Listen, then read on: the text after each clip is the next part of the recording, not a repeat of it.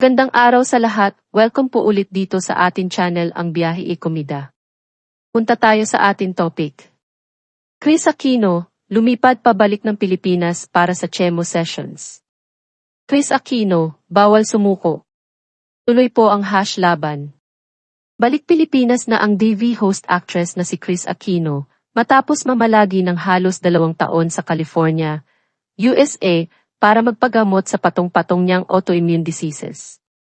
Sa Instagram nitong Huwebes, September 12, 2024, kinumpirma ni Kris ang pagbabalik sa bansa para rito na ipagpatuloy ang kanyang gamutan. Dito ay sasailalim siya sa immunosuppressant infusions, o mas kilala sa tawag na chemotherapy, na magsisimula raw sa loob ng 2 o 3 linggo. Mahirap man, malaking tulong daw kay Kris ang patuloy na natatatanggap na suporta at tiwala mula sa kanyang pamilya, malalapit na kaibigan at pinagkakatiwalaang doktor sa bansa. Lalo na't ito raw ang maituturing niya ngayong matinding laban na kanyang kaharapin sa buhay. Mababasa sa caption ni Kris, kalakip ang litrato ng watawat ng Amerika, isang emoji ng eroplano, at watawat ng Pilipinas, published as is, the reason I decided to go home is because I need to start my second immunosuppressant infusions in 2 or 3 weeks. It's a gentler term for chemotherapy. Emotionally, kailangan ko ang paghihikayat at walang patid na pananampalataya ang aking mga kapatid na babae at pinsan, pinakamalapit na kaibigan at pinagkakatiwalaang koponan ng mga doktor ay maaaring magbigay. Sadly kung ano ang labanan upang mapabuti ang aking kalusugan ay ngayon ang pakikibaka upang protektahan ang aking mahalagang organo. Kasabay ng kanyang pagbabalik bansa ang pag-anunsyo ni Kris na muli na namang nadagdagan ang kanyang autoimmune conditions. Sa kasalukuyan ay mayroon na raw siyang 6 na autoimmune conditions, at maaari pa itong madagdagan ng 2 sa mga susunod na araw sa oras na lumabas ang resulta ng kanyang mga lab test. Ani Kris, published as is, pinipili kong maging 100% honest.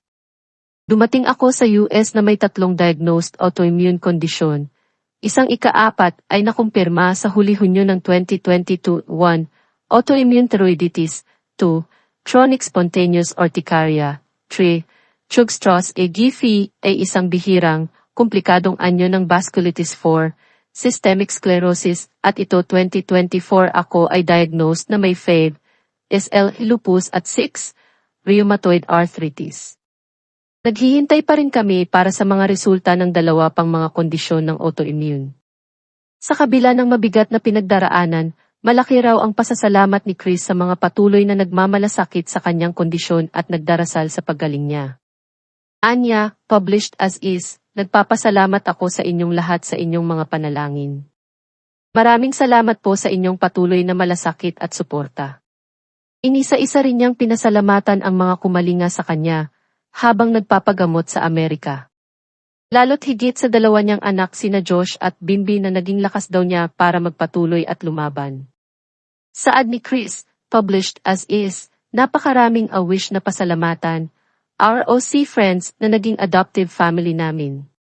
Ang @Flypal team, ang 2 Phil-Am close friends ko na sina Dr. Henry at Dr. Tito, at ang Dr. M. Fico, ang 3 best friends ko na sina Michael Leva at Linalonte, at Ani Binay Kuya Josh ay nananatili pa kay ng ilang linggo, ang mga Phil-Am nurses ko Mike, Cara, Patricia at ang pinagkukunan ko ng lakas, at ang pinakamalaking blessing ng Diyos, ang Bimbi ko. Kasama ko sila sa paglipad pa uwi. Isang mas mahabang post ng pasasalamat pag uwi namin. Bawal sumuko. Tuloy po ang #laban. June 2022 nang lumipad pa Amerika si Kris para magpagamot. At yan ang atin latest showbiz chika update for today.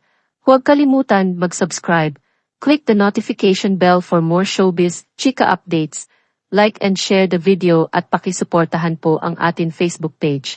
Maraming salamat sa lahat ng nag-subscribe. Indeed. Magandang buhay sa lahat, paalam.